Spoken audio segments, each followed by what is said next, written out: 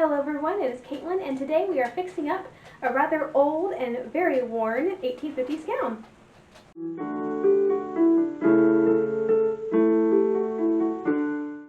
Okay, so it's before the project begins, and I thought I would try it on to kind of see how it fits. Oh, the skirt, I already took the skirt apart. Well, we'll try the bodice then. Glad I did that though. We're going to see, I took all the piping out. Okay, but there's still the pleats in there. Now the fun part is getting this back off. So I guarantee it's not going to fit. Okay, it's really tight across the back.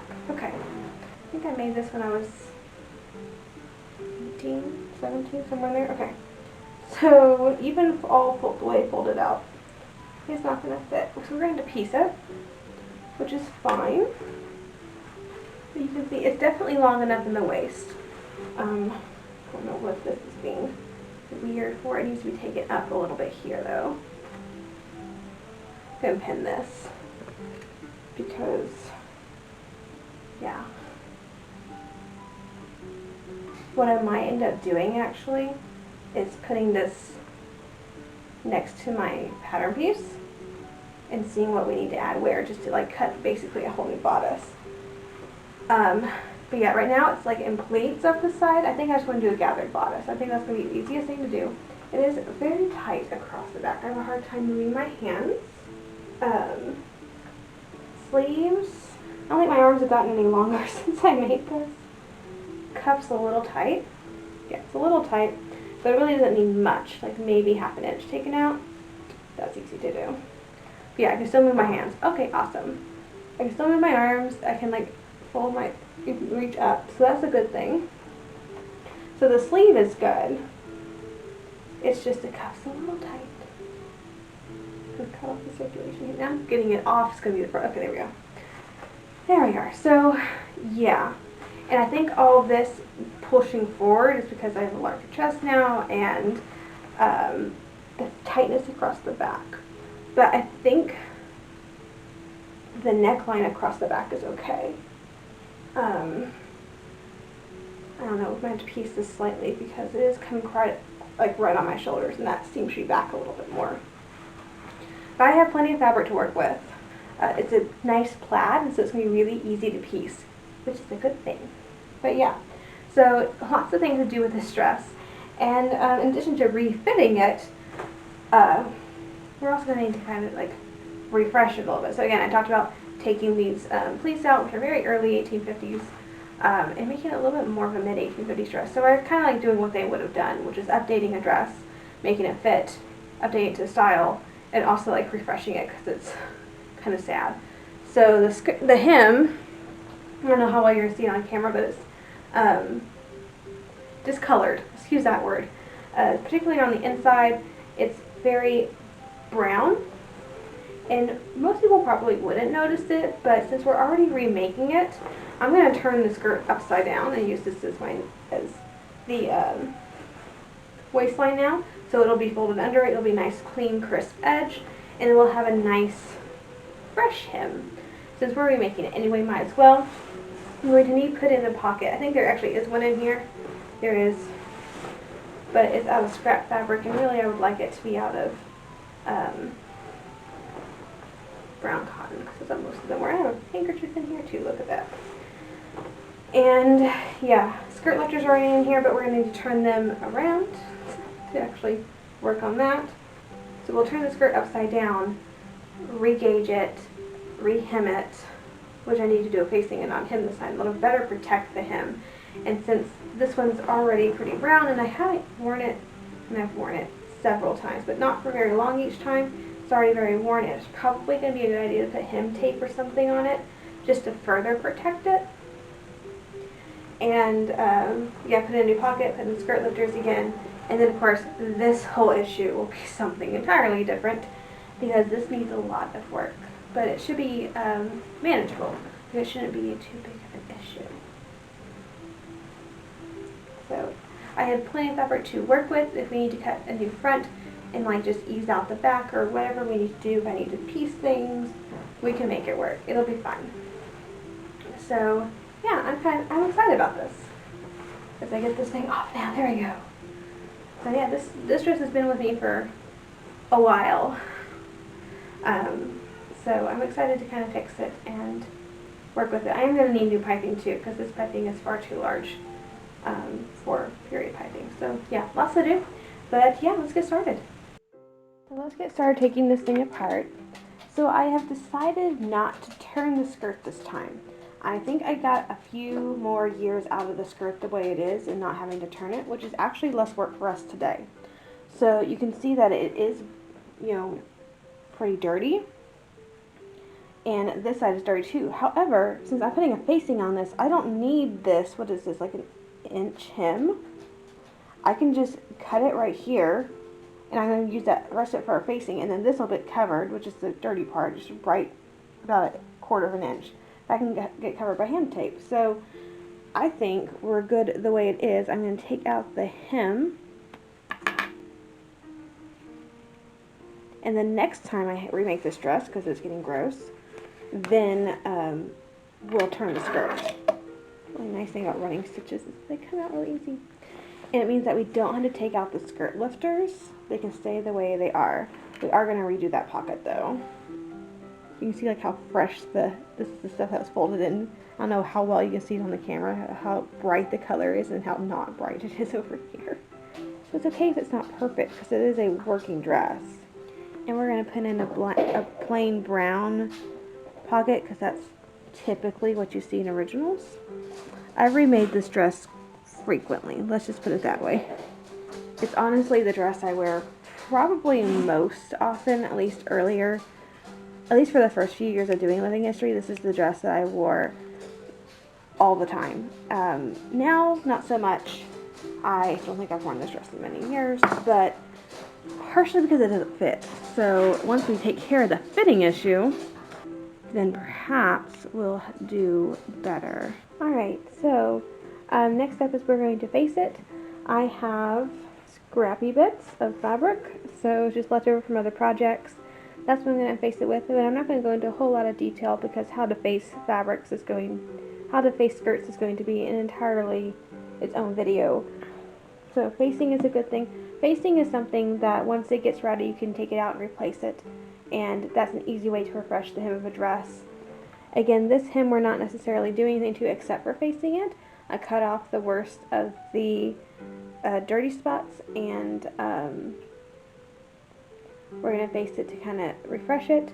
We kind of already talked about the fact that you could turn it upside down, make this, you know, the new top, and then this a nice new fresh hem.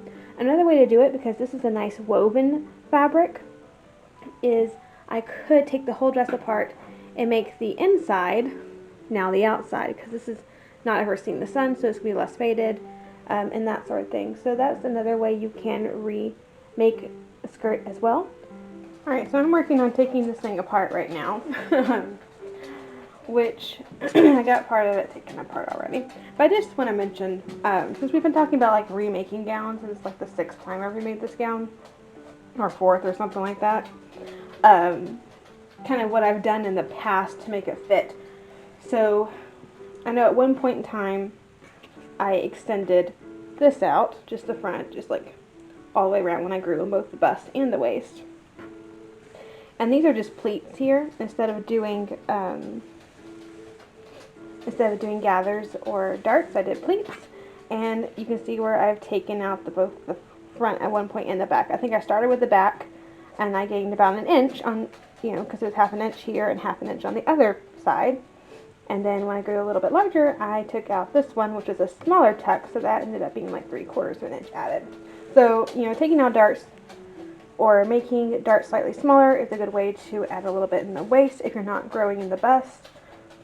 If you're growing in the bust as well, what you can do, and what you see on originals sometimes, they'll take a little scrap piece of fabric and cut a little triangle basically, and you'll put like right under the arm sleeve, you'll put like a little gusset right here, and that'll add a little bit in the bust line as well. So I'm over here working on this bodice. I actually have one of the front pieces pieced out, so it actually worked out pretty well. It was way too big in the neck, And so I ended up this is my normal bodice piece actually, and I just laid it over top, and I just pieced it in the pieces that were missing and cut out the pieces that were too big, and now I have a working piece. So I end up having, oh, there's another pin here. I didn't have to do a whole lot of piecing. I did piece, so there's a right down here.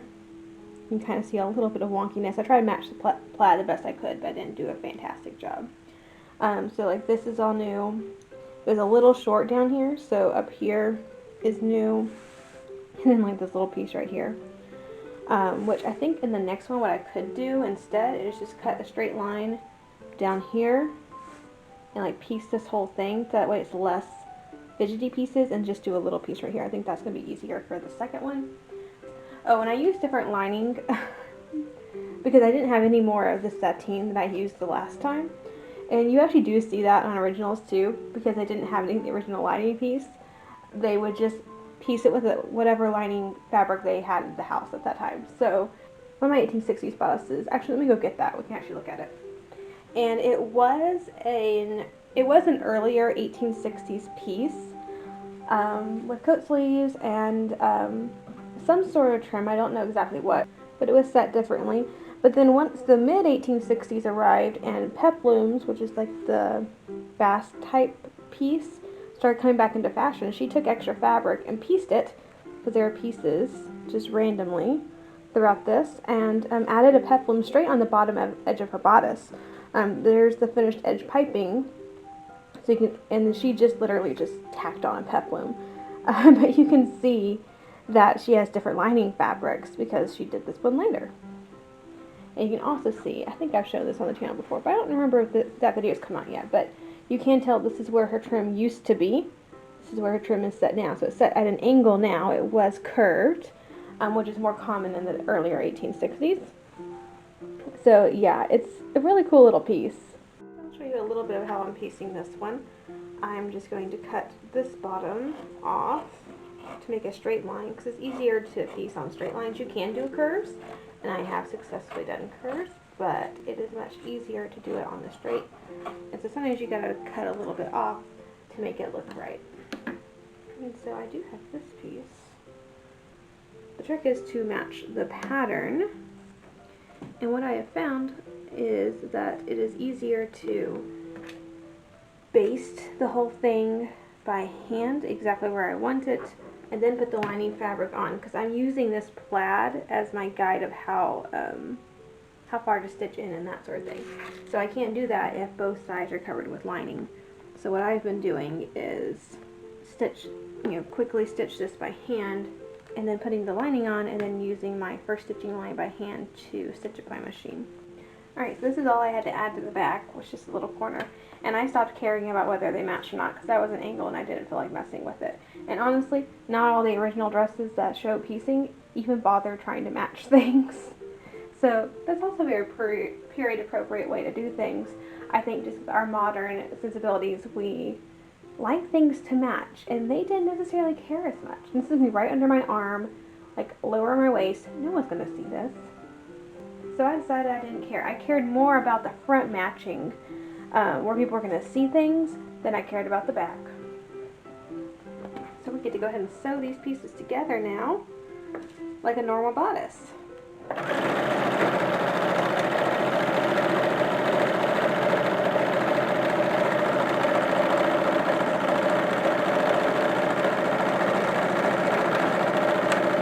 Alright, here's the bodice stitched together, folded in the edges like we normally do, and I've been putting on piping.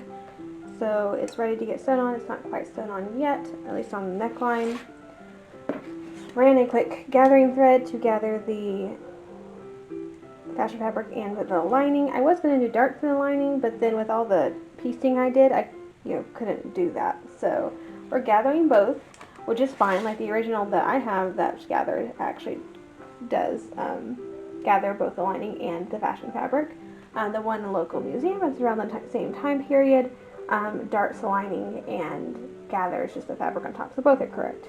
And now our lovely little bodice is actually starting to look like a bodice, which is cool. So the next step is I'm going to tack down all this piping. just by hand.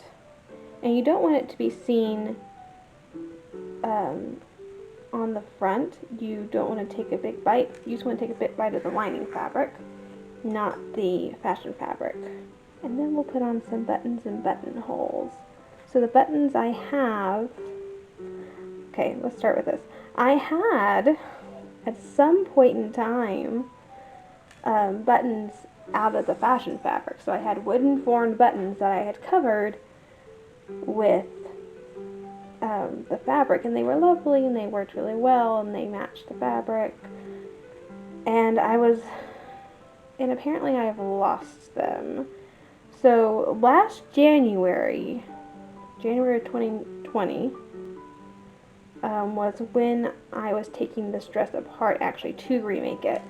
But I very specifically brought it to the Texas Living History Association's conference down in Castroville, Texas, because Marna Davis is doing a lecture on remaking gowns, and I was going to attend that, and she actually did mention, if you have a gown you're remaking, you need to bring it. And so I was taking this apart during the lecture. That was my way of keeping my hands busy.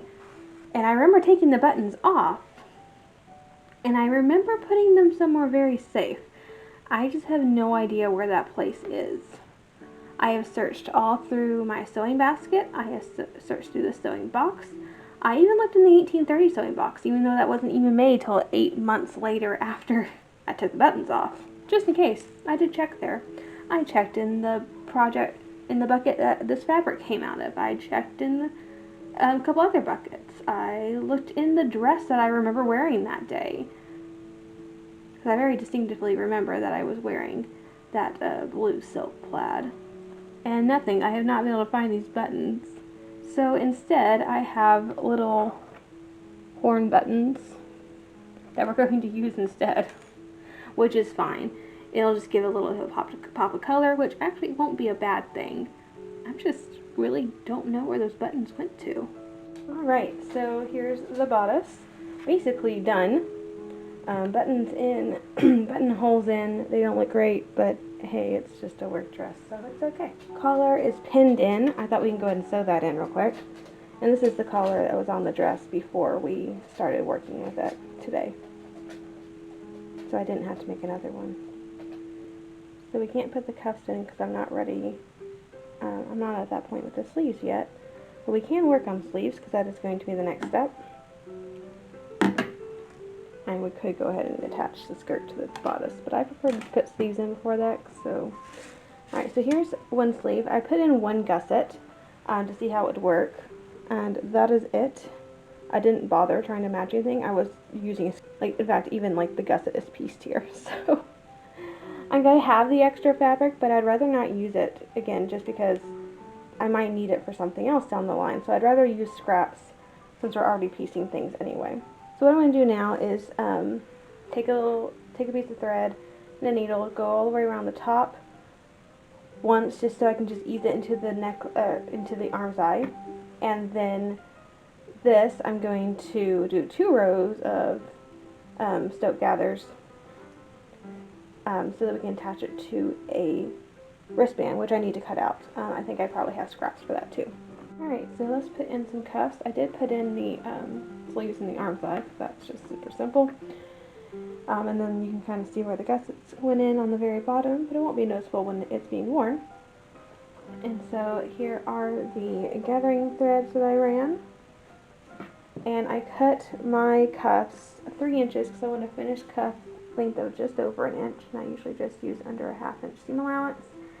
And I cut them 9.5 inches long because that's what I measured around my wrist. Added in 1 inch for seam allowance, and fold over because we're going to do a button here. Alright, so that one's ready to stitch up.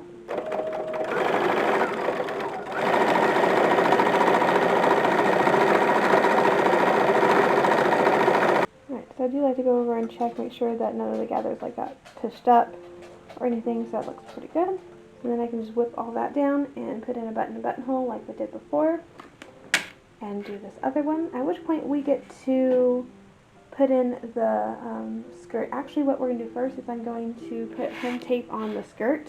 This is actually going to end up being one of those detailed how-to videos, so I'm not going to go into a lot of detail here.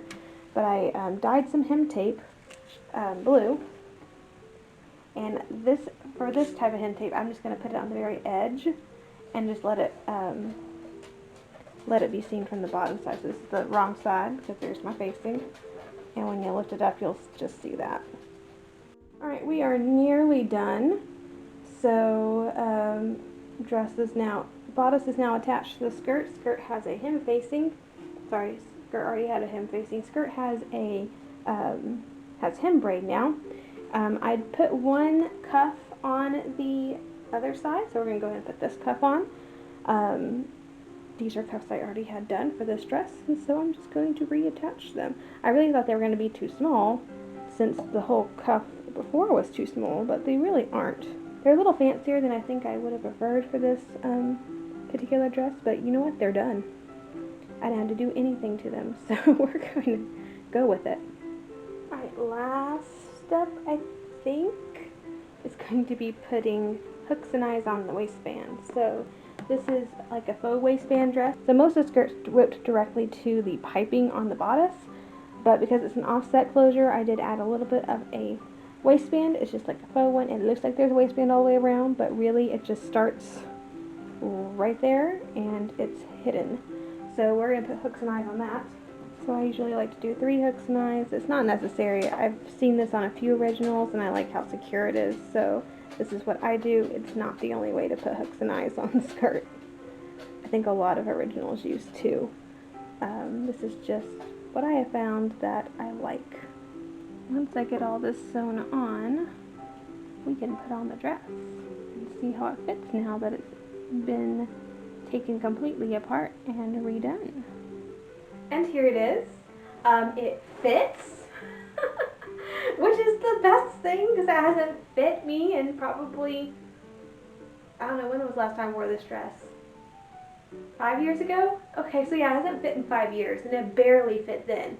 So yeah, it fits now, and you really can't tell where the piecing is. Like, I don't remember what side I pieced over here. Okay, there's a little piece right here, I do know that.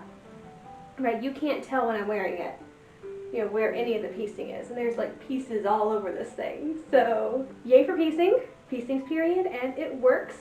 It gets you what you need. I didn't have to use a whole lot of fabric because I just used little scraps here and there to get what I needed to build a larger piece here. And so that worked.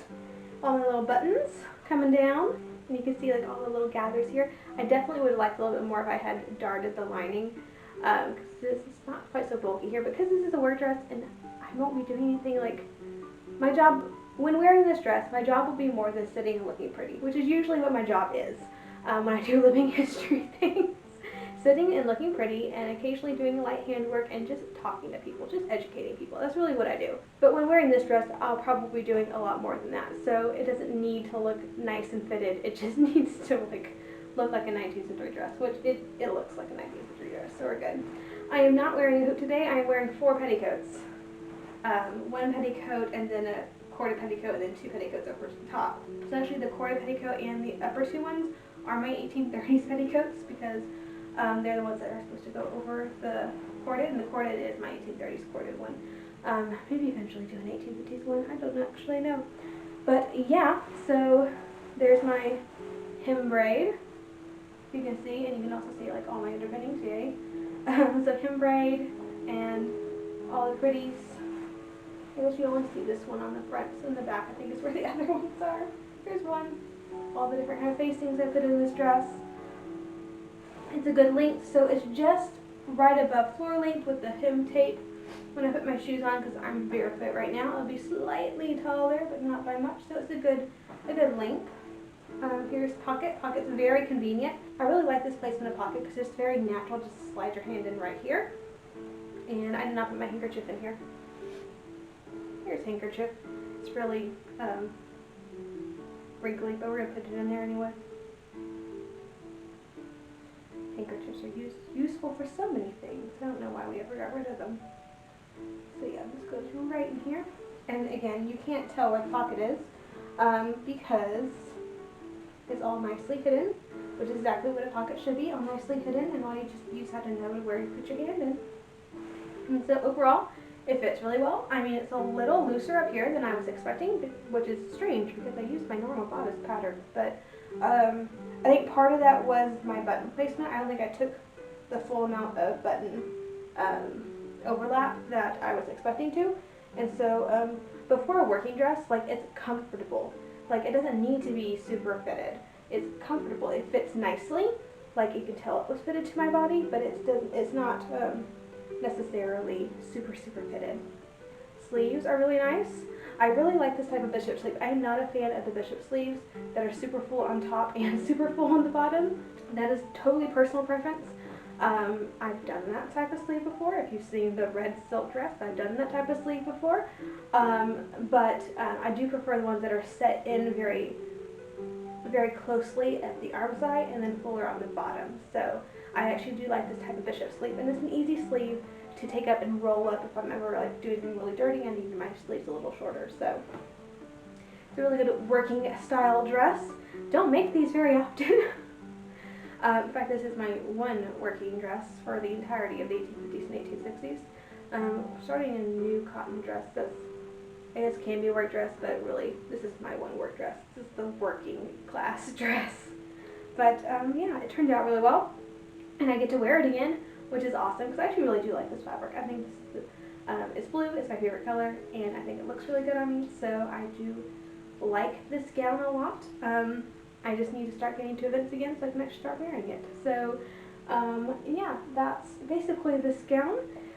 Took a dress that was at least 6 inches too small in the waist and probably about as much in the bust, that wasn't fitting at all, but way too tight across the back, and now it fits. But yeah, I'm going to not even be able to get it on, and for it being like really tight and not being able to move, because I wasn't able to lift my shoulders, I wasn't able to do anything in the dress before we remade it, and now I can. So like, I can lift my arms up, not entirely because there's a dropped arm side here, but you know, I can do heavy manual labor in this. It fits. I feel comfortable. I can roll my arms. I can roll my arms back and forward.